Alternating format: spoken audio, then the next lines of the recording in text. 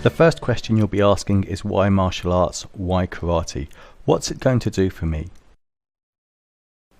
That's a good question, and there are many answers to it, but today I'll give you the most basic and fundamental answer. Karate gives you the ability to defend yourself. Now your body, through its own natural instincts, will defend itself. Human instinct will help you to survive, which is why we've got as far as we have as a race. However, it's not good, it's not great, it won't help you to actually win any fights.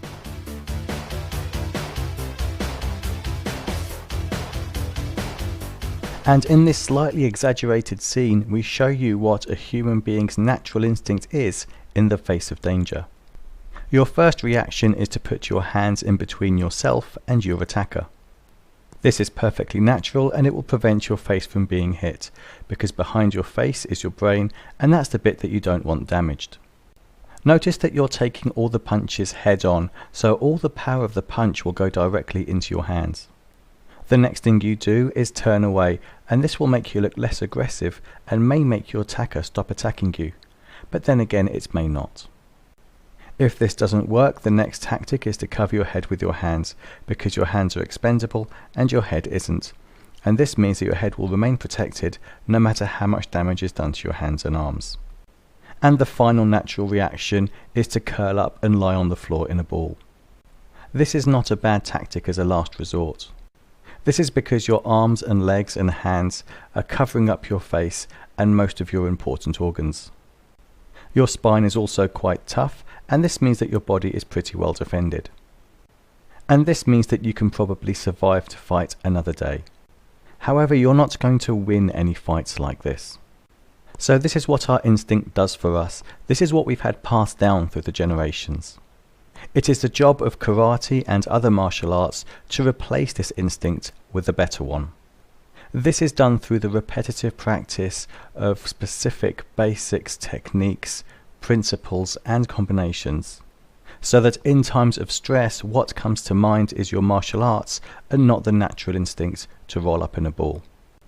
If a martial artist was unexpectedly attacked, they wouldn't put their hands in the way, they wouldn't curl up in a ball, they would simply block and counter.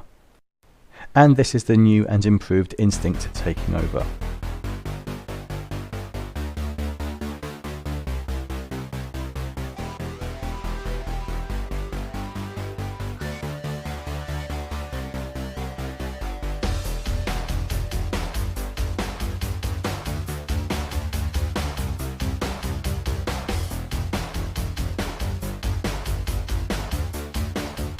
The first thing you need to do when you're tying your belt is to find the middle of it and put the middle of it on your belly button. You pass both ends round your back and cross them over, so that what's on your left side goes on top and what's on your right side goes underneath.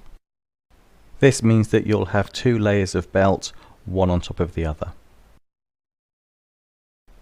Coming round to the front now, you'll see that what's in your right hand is now underneath, and what is in your left hand is now on top.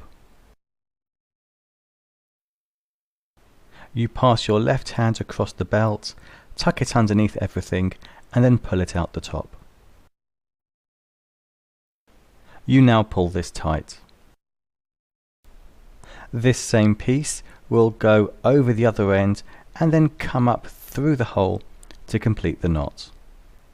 And finally pull it tight and tidy off, making sure there's only one line of your belt visible.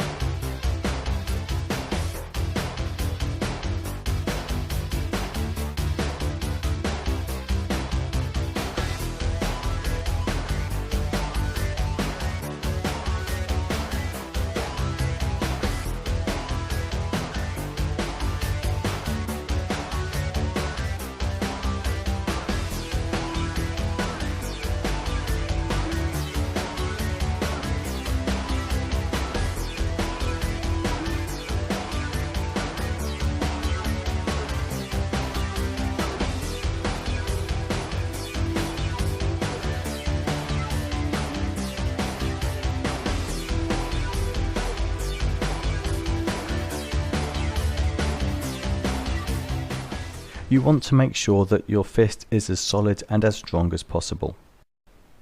Hayley on the left is demonstrating how not to do it. She's putting her thumbs inside her hands and then she's folding her fingers over. This is dangerous because if she punches somebody, she runs the risk of breaking her own thumbs. Ayushi is demonstrating how to do it correctly. She starts off by rolling the tips of her fingers in. She then rolls her fingers over the middle of her hands and then she puts her thumbs on top. You should always strike with the front two knuckles because the next two knuckles aren't as strong and they've got more chance of breaking. Additionally, make sure that you keep when you're fighting because this will mean there's less chance of them getting caught on something and breaking themselves.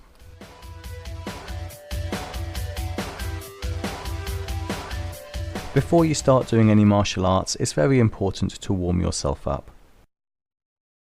You can do this by jogging on the spot for a few minutes or maybe going for a short run. You can also do star jumps or jumping jacks on the spot just for a few minutes until you get a light sweat on. Once you've got your body warm and your heart's pumping, it's now time to exercise the individual body parts.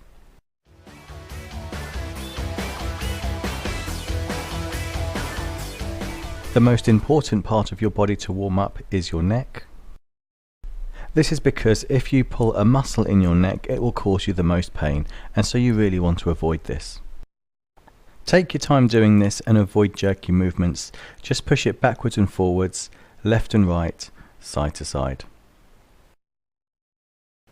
As he does this, you'll see that John has both his legs shoulder width apart, or maybe just a little bit more, and he has equal weight on both legs.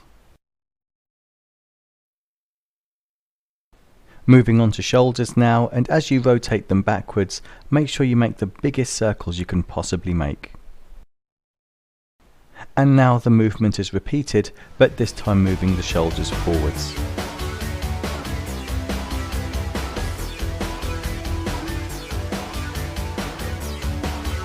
This is the same motion, but John's now brought his arms in, and as you warm up, you can increase the speed of this. As your arms now go backwards, concentrate on making the biggest circles you possibly can and feel your shoulder blades grinding as they touch each other at the back. Combining warming up with coordination now, with one arm going one way and the other arm going the other. The easiest way to start this movement is to have both your hands out in front of you and move one hand up and the other hand down. John now continues by stretching out his shoulders on both sides.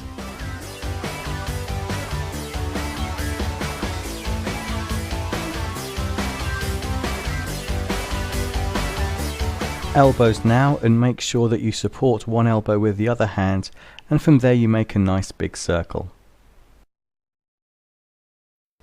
Remember as you make these circles that your elbow is fully bent at the top and straight at the bottom, and this will give you the widest range of motion. As with most exercises, make sure you warm up both sides of your body and that you go both ways, so that you go clockwise and anti-clockwise in this case. And now you shake off your hands, warm up your fingers, and also loosen up your wrists.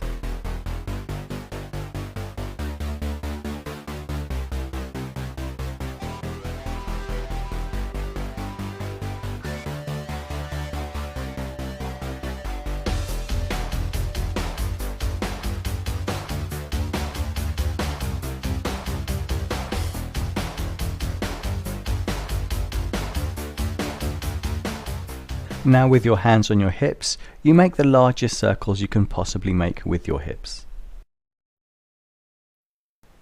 Again, this is repeated in both directions. You will notice that in this exercise routine, we are going from the top of your head downwards in sequence. Down from our hips we have our knees, and with ankles and toes and knees together, we make big circles with our knees in both directions.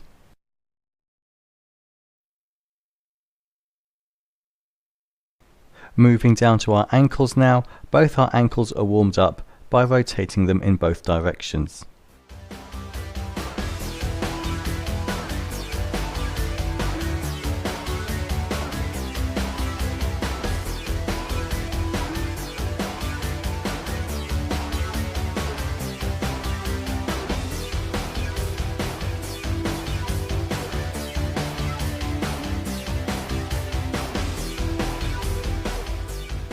And finally, in this routine, we warm up and loosen up our toes by pressing them against the floor.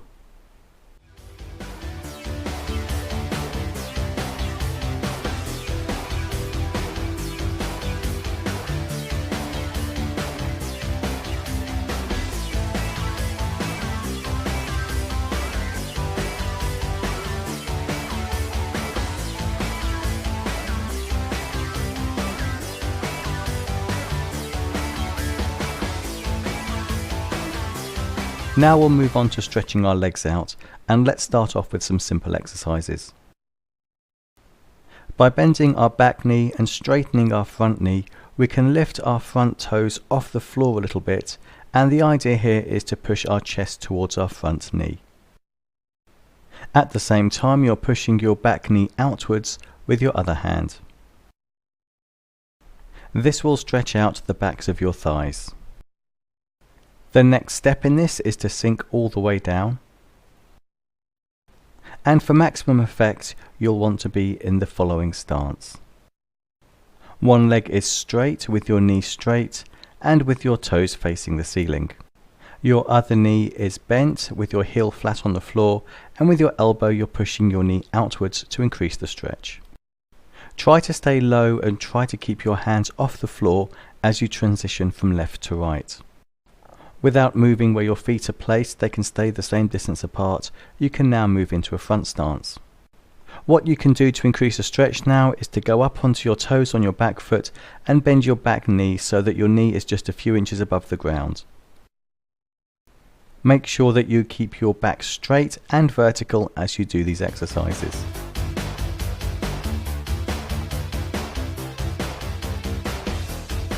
Again, without moving your foot position, the width is now 2 to 3 shoulder widths apart depending on your flexibility. You now reach your chest towards your knee.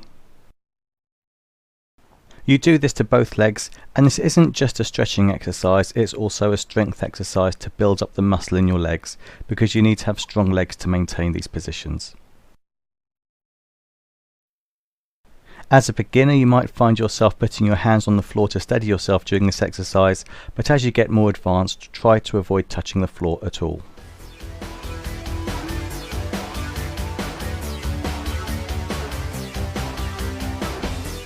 We continue to loosen up the hips now by pushing down and through.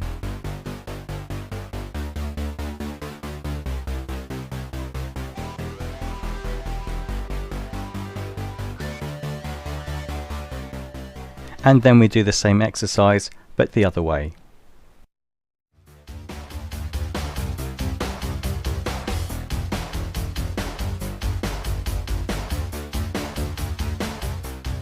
As you move backwards into the box splits position, make sure you keep control of your weight and lower yourself down gently. Don't just let yourself drop and plonk yourself down. When you are in this position, always have your hands in front, never have them behind you, because then you won't take full advantage of this exercise. Naturally, your knees need to be straight here, and your toes are also pointing towards the ceiling. John is now rotating his torso, and he's trying to get his chest as close to his knees and to the floor in front of him as possible.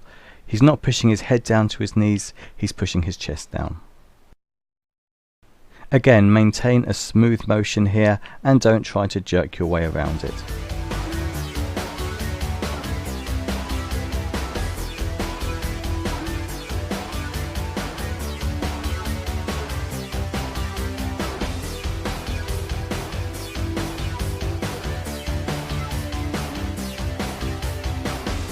Once you've warmed your legs up doing this, always increase the stretch. As an alternative to this, you can concentrate on individual angles. So here John is pushing his chest to one knee, and then he pushes his chest to the floor by walking his hands out, and then he finishes off by pushing his chest to his other knee.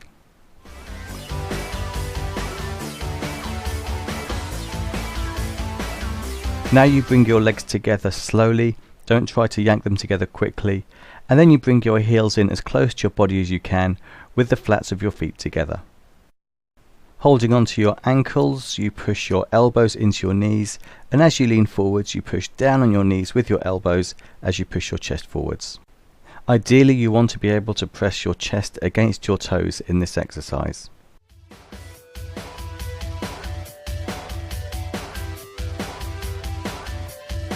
Wado Ryu stances are all linked together. John is starting off here by demonstrating the length of a fighting stance. You can do this by kneeling down and placing your fist between your knee and your front heel. Your feet will now be the correct length and shoulder width apart. 50% of your weight is on your front leg and 50% of your weight is on your back leg. If you bring your back leg in now, so that your feet are in line and your weight distribution is 50-50, you will be in the shikodachi stance. Notice John's feet are pointing to the corners. If your front foot is turned towards the front with a weight distribution of 60% on your back leg and 40% on your front leg, with your front heel slightly off, you'll be in the kokotsudachi stance. Notice that the front toes are facing forwards and the back toes should ideally be at 45 degrees.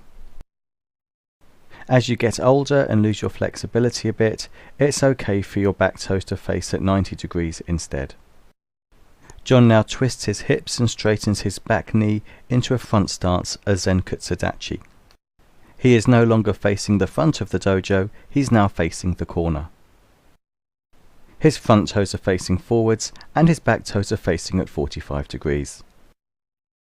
Notice that his front knee is bent and it is above the middle of his front foot. His feet are shoulder width apart. The weight distribution now is 60% on the front leg and 40% on the back leg. As he swaps his hands, he moves into a yakuzuki stance. His right shoulder is above his right hip and his hip is pushed slightly further forwards than in the Zenkutsudachi stance we just saw. As his hip is pushed slightly further forwards, it means that his back foot is now facing the front and his front foot is curved slightly inwards for extra traction. The weight distribution here is the same as with the Zenkutsudachi, with 60% on the front leg and 40% on the rear leg.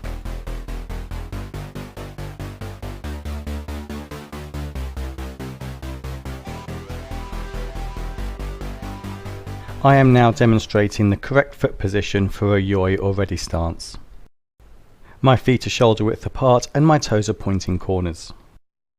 If you want to slide your foot forwards from here into a Zenkutsudachi front stance, a fighting stance or a reverse stance, this is the correct width to be. I am now demonstrating the correct foot position for Nekawashidachi or cat stance, which you move into just by twisting your hips. Your feet remain in the same place. My front toes are pointing forwards and my back toes are pointing 45 degrees. My front heel is also raised. From here I move into the shikodachi or horse riding stance. There is a big emphasis on having your feet shoulder width apart on a number of stances. These include the front stance, the yakuzuki stance and the fighting stance. If your feet are shoulder width apart, it's very difficult to foot sweep you because you're on a very solid platform. If you have your feet in line, especially if you are sparring, it gives your opponent the opportunity to kick your leg across your own body, and this will make your feet cross and will make you fall over. This can be seen again with a fighting stance.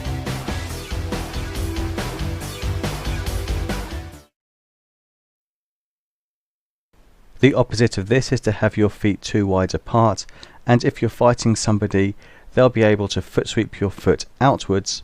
This will make you do the splits, and again this will make you fall over.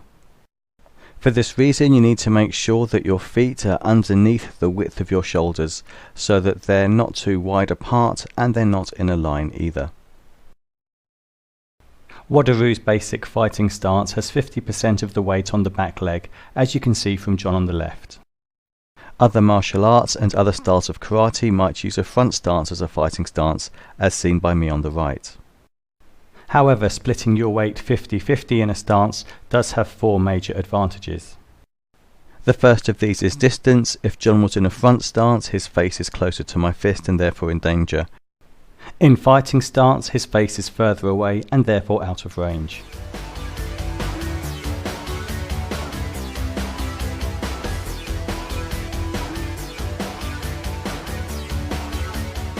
In fighting stance, you're also in a very good position to deliver a very fast front kick.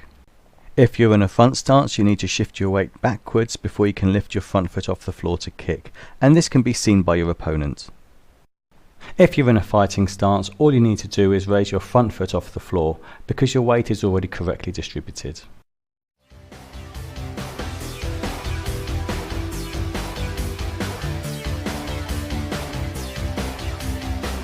If you're in a front stance and want to deliver a reverse punch, your hips are already forwards, and this means the punch won't be very strong and also it won't travel as far. If you start in a fighting stance, you can really see the difference when you apply the reverse punch. As you push your hips forwards, it means that your weight also goes forwards and your punch goes further. It will in fact go through your opponent and cause a lot more damage.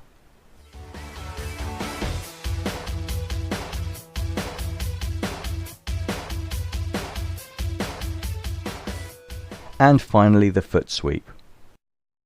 If you're in a front stance, you need to shift your weight backwards to deliver the foot sweep, and this again will be seen. Also, as the person you're trying to sweep has half their weight on their back leg, all they need to do is to raise their front leg to avoid the sweep.